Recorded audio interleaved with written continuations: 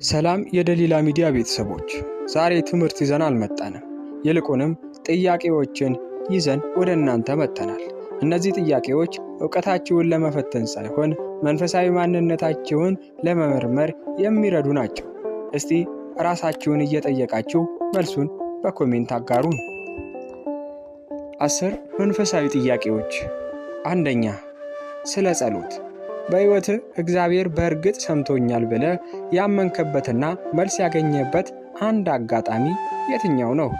ሁለተኛ፣ ስለ መጽናናት።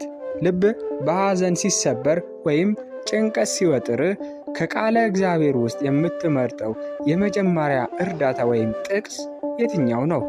ሶስተኛው፣ ስለ ትጋት። ጸሎት እንዳታደርግ ወይም ወደ ቤተ ክርስቲያን እንዳትሄድ ከሚከለክሉ ችግሮች ውስጥ ትልቁ ወይም ሰይጣናዊ እንቅፋት ምንድን ነው? ስንፍና፣ ሥራ ወይስ ሌላ? መልሱን በኮሜንት። አራተኛ፣ ስለ ምሳሌነት። ከመጽሐፍ ቅዱስ ቅዱሳን መካከል እንደ እርሱ ወይም እንደ እርሷ መሆን ብችል ብለህ የምትመኘውና ሕይወቱ የሚመስጥ ቅዱስ ማን ነው? ለምን? አምስተኛ፣ ስለ ጾም። ከምግብ መከልከል ውጪ በዚህ ጾም ውስጥ ልትተወው የወሰንከው አንድ ክፉ ልማድ ወይም ሱስ ምንድን ነው?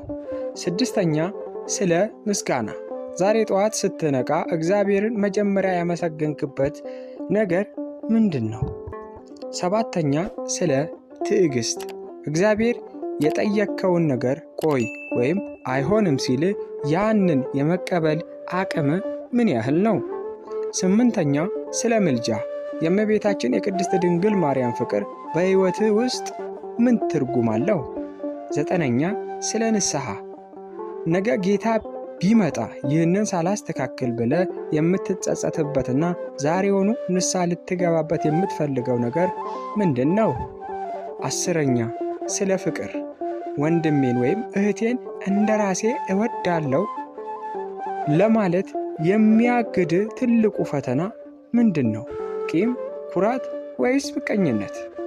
ወዳጆቼ፣ እነዚህ ጥያቄዎች ለሁላችንም የቤት ሥራ ናቸው። መልሱን እዚሁ ኮሜንት ላይ ከመጻፋችሁ በፊት ለነፍሳችሁ ንገሯት። ከነዚህ ጥያቄዎች ውስጥ በጣም የከበዳችሁ የትኛው ነው? ኮሜንት ላይ አጋሩን። ቪዲዮውን ላይክ እና ሼር በማድረግ ለሌሎች የነፍስ መስታወት ይሁኑ። ደሊላ ሚዲያ ነበረ። ሰላም ቆዩ።